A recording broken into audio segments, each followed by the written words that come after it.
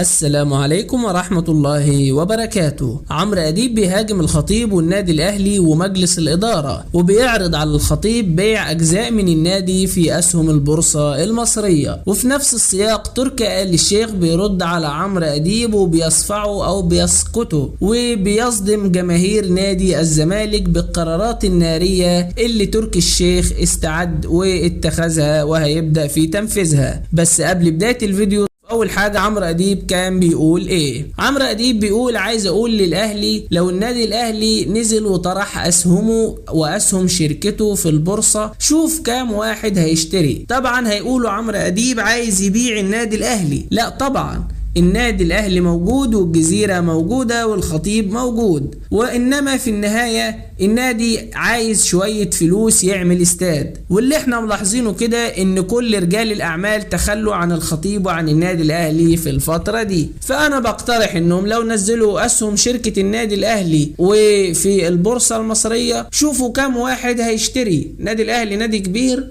والسهم بتاعه في البورصة هيقدر بمبلغ كبير.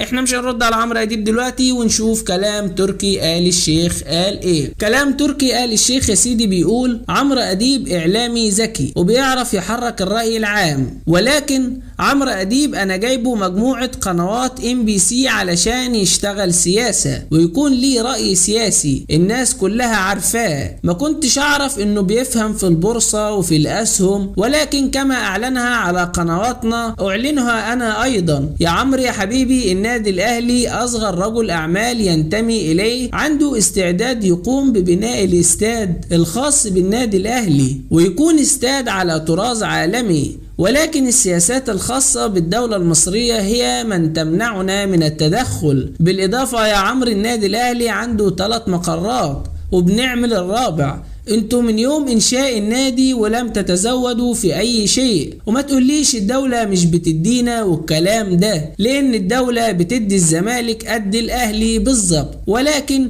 في فرق بين راجل شريف بياخد ارض الدولة وبيشيد عليها وبيبني عليها وبيطور ويكبر من اسم ناديه، وراجل تاني بياخد من الدولة باسم النادي وبتاعه وبيحط في جيبه وجيب عياله. زي ما انت بتقول لو الاهلي عرض اسهم ليه في البورصة هيعمل وهيعمل. لا يا حبيبي، خليهم يعطوني الإذن، وأنا في أقل من 2 هقوم بإنشاء أكبر استاد في مصر على ميزانيتي الخاصة، كله علشان الأهلي ليس عشان أشخاص. بالإضافة يا عمرو، بدل ما الأهلي كان يعرض أسهمه في البورصة المصرية، كان على الأقل عرضت أسهم